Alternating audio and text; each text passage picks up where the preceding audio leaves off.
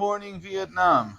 And today is the 12th of Nisan.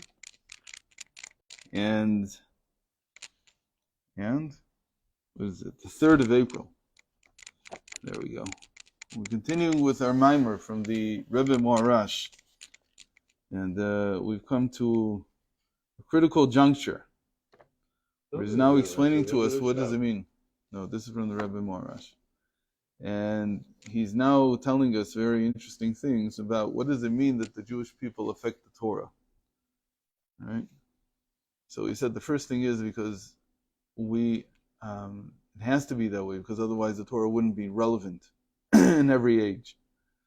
So the souls continue to affect the Torah, even when they're in Gan Eden, so that was to prove that there's a spiritual aspect even to halacha. So I gave an example yesterday about this thing called blia. Maybe I didn't explain it enough. Blia means that a vessel swallows from what's being cooked in it. And we said that there's no scientific evidence that anything can't happen. So what are we talking about? They're talking about something that apparently is not yet revealed in the physical world. We don't understand yet what it's talking about. The same thing as, if somebody would come and say, what evidence is there for the soul? I once told you about this experiment that apparently was conducted. I don't know if it's even real or not, but they say it's real. That they tried to weigh people directly after they passed away. So how much does the soul weigh? Has to weigh something, right? So anyway, so they came to the conclusion that it weighs 23 grams or something like that.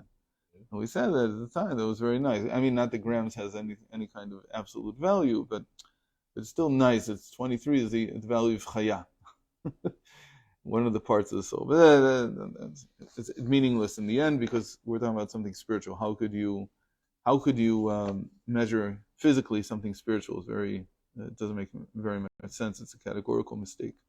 So these things, you can't measure them the same way. But the halacha in the end talks about, the legal matters in the end talk about an ox and a donkey, a vessel and what was cooked inside. These things are physical. We can measure them. We come in contact with them. But they have spiritual effects also. Or for instance, when we're talking about tumah and tahara. So you're talking about something that's pure and impure. Purity and impurity, even though it's affected by the physical, is not something physical. You can't talk about it as if something physical is happening. Or even if it is something physical, the way that the halacha treats it, it's in no physical way that we understand. We don't know how to measure this thing. So we're talking about spiritual aspects within halacha itself already. All the more so when you come and you interpret, like the ox and the donkey, and you come and say the ox represents this and the donkey represents that. And then from that you extrapolate to other areas of life. For instance, the most widely known example today is why is electricity forbidden on Shabbos.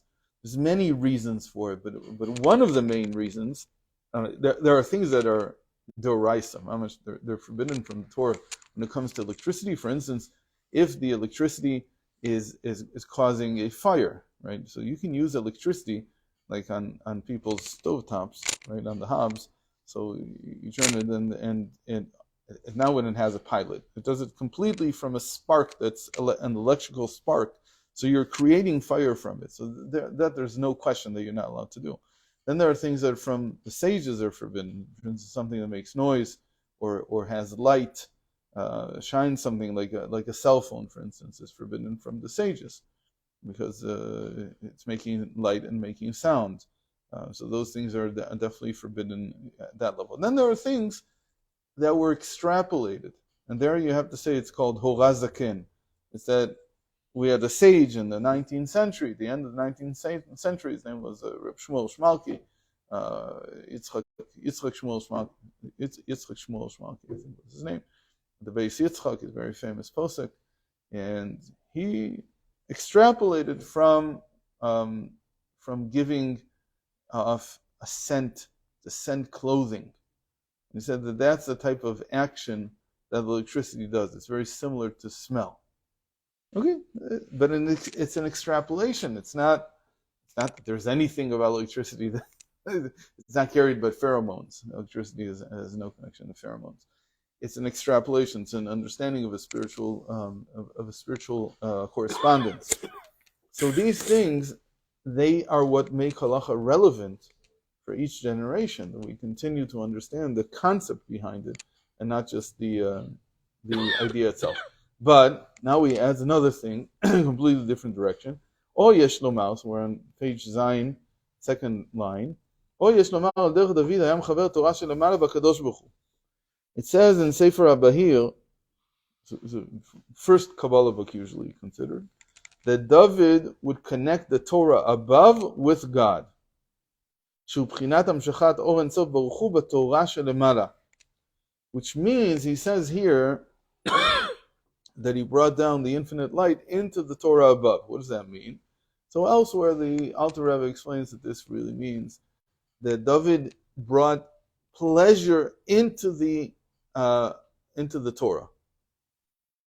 The Torah is either a storybook, it has stories, or it's a legal work. From neither of these, especially from the halachic side, Zimirot hayu li chukecha. David says, I have made your laws into melodies. The fact that I can make it into melodies means, really what he's trying to say is, that's what the Alter Rebbe explains, is that he's adding the element of pleasure into following the rules of the Torah. He added something that didn't exist before. Meaning it wasn't something that was pleasurable for people. He added this. How does he add something like that? Okay, so that's what he worked on his whole life with Psalms. That he made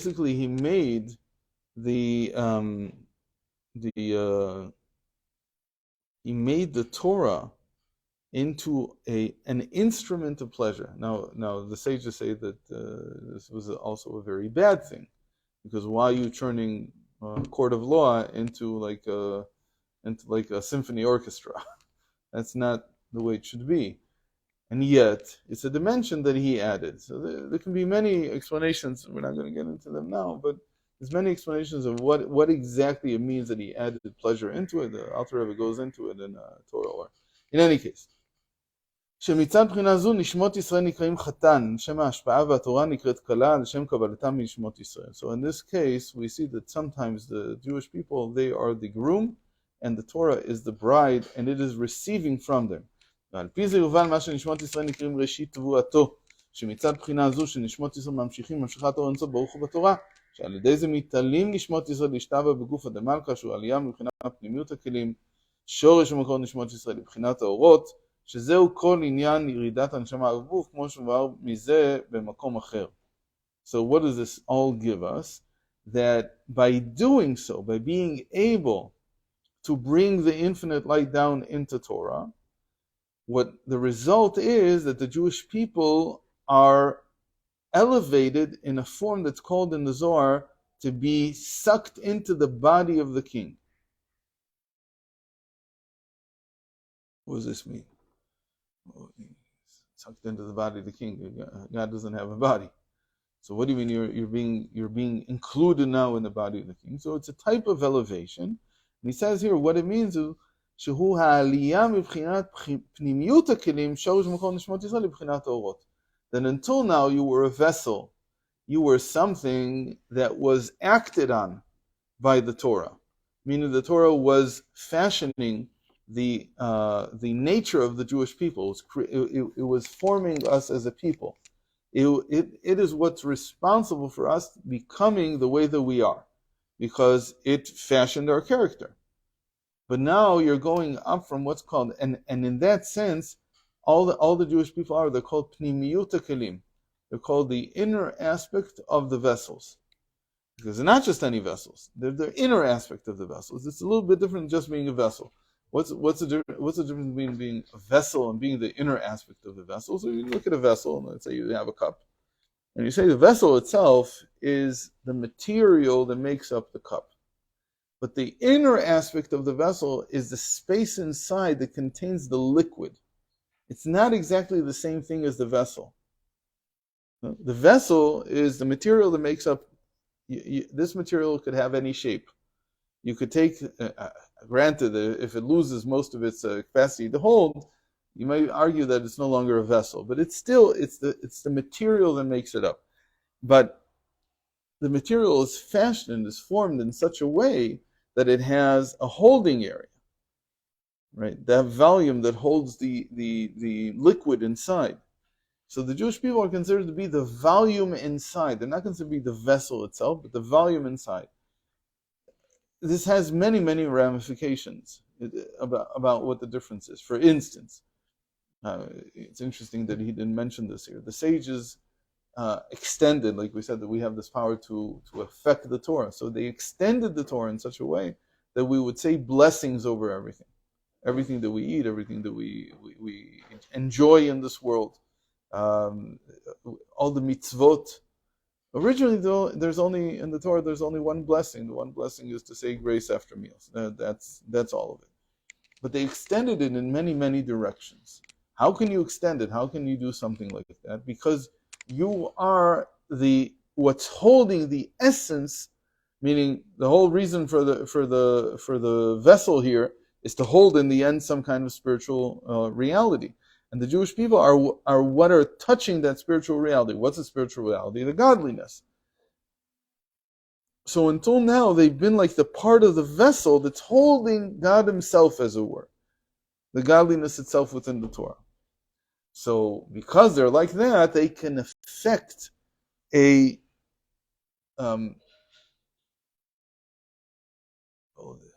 direct effect on the way that God appears in the world. Why? Because then what you say is that the interior of the vessel, if you're looking from the outside, so you can paint the interior in some color, and then let's say it's containing water. So the water will appear the color of whatever you painted the interior of the vessel. Now you could also do this on the outside, but it'll be different. If you do it on the outside, it's easier to see that it's the vessel that's painting it. But when you do it on the inside, it looks like the water itself is a different color. So that's the capacity of the Jewish people, that we can make God appear in a certain way in the world. The godliness appears in a certain way. So the same thing is with the bracha. So now I come and say that there's a bracha that I say before I eat. So I'm painting, as it were, the divinity in the world in a different way than it was before. Because now I'm saying I'm bringing Hashem down into before I eat even. It's affecting even the food itself. Even the contact that I have with the world is now being affected. Whereas if I was only the exterior of the vessel, like the rest of the people of the world, I can't affect how God appears. Say it another way, that we build the tabernacle, we build the temple, we create the vessel, as it were, the volume in which God is, as it were, contained.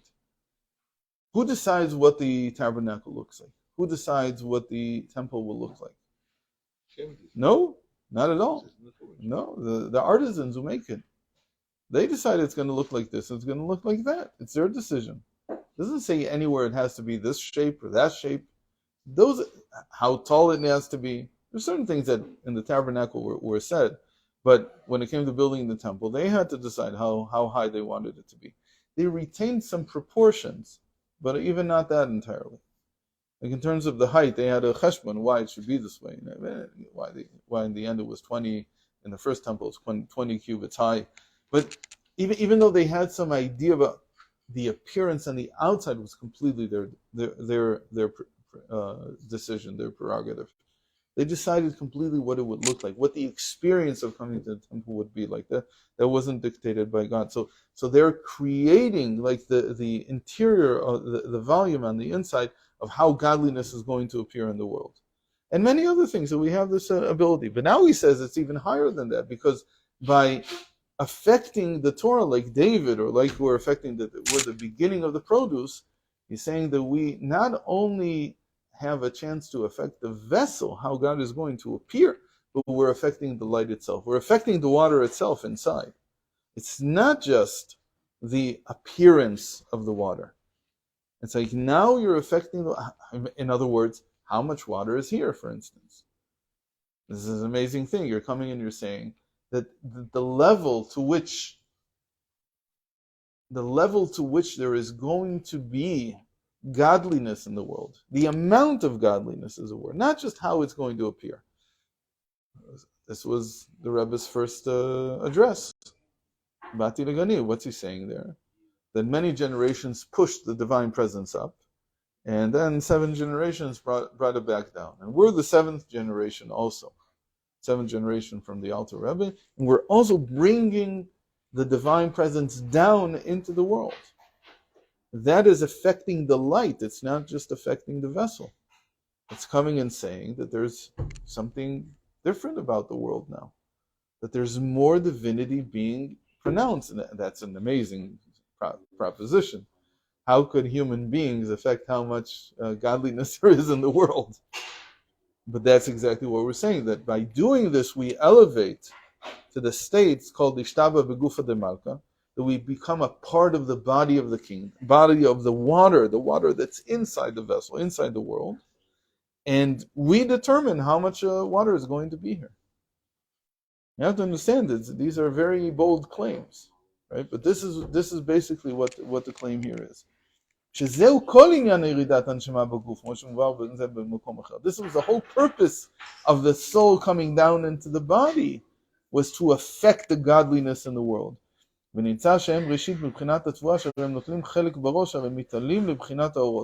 so really what it means to be Reshit, to be first, is that they take the first part, meaning they determine how much produce there's even going to be. That's why the sages say, and all your children are the students of godliness. They are adept at learning godliness. And great is the peace of your children. Don't call them children, call them bonaich. Call them those who build you. Who are they building? The divine presence. And as the sages say, the Talmidei Chachamim, why they call Talmidei Chachamim, why they call in this way Banaich, your children, because they are dealing with the building of the world. They're constructing the world. Now, today this may seem simple to us, all these things. It may seem so simple because the whole language of Chasidus for 200 years has been like this. That we are the ones who are responsible for, it seems to us this way, this is simple, this is like a given. But really you have to understand that when the Rebbe began talking in 1950, 51, and he started with this mimer from the previous Rabbi, Bati Legani, this was a new concept. What? That the amount of godliness in the world depends on our actions? Until now, what did it look like? It looked like God ran the world, and we were just innocent bystanders. What can we do? We do what's required of us. The Rebbe churned the tide by saying, on your shoulders is the responsibility to build the divinity in the world. That was not something that was commonly talked about before 1951. When you think about it, like, how much did he change with that one address? Like, he completely changed the whole constitution of Yiddishkeit. It's like the DNA changed. It's like somebody went straight for the DNA and changed it. And he came and said, look, it's up to us to make sure, to ensure that there's godliness in the world. It's a mind-boggling thing. But again, this was said in the Chassidus for 200 years, but it wasn't so well known. Nobody had made an army of people that would go out there and do that.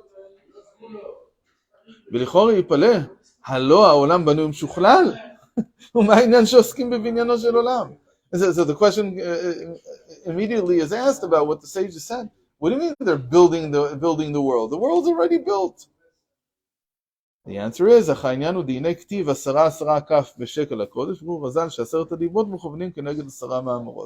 The reason is, what we mean spiritually. We mean by the divinity. The world itself physically is here. Like we said, we're affecting the water inside this vessel.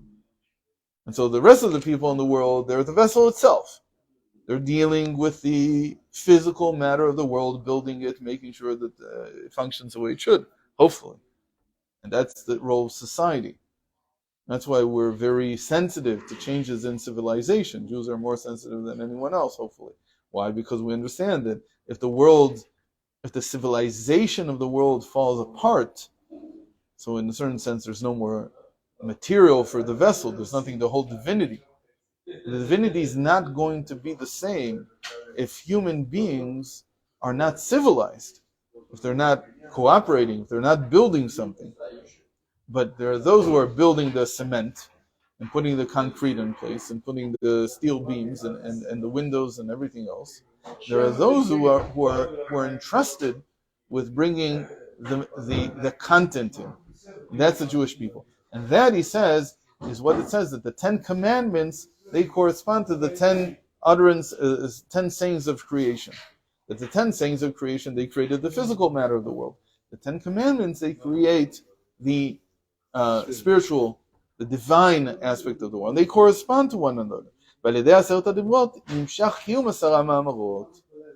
And now it's at a stage where if you don't have the content, the spiritual divine content, then the whole building is going to fall apart. Why? Because without... Okay. And I guess we're only going to continue this mimer in 10 days. Minimum. So Thursday, it'll be Thursday. Thursday is something like the 13th. I guess it's the 13th or something like that of April. Okay. So Chag Kasher v'Sameach, and if anyone's listening to this, you can continue subscribe to the channel, and there are daily daily teachings. Daily teachings will start on Pesach today, and connected to the Torah readings of each day. And during Pesach, during Passover, we'll continue with other daily studies.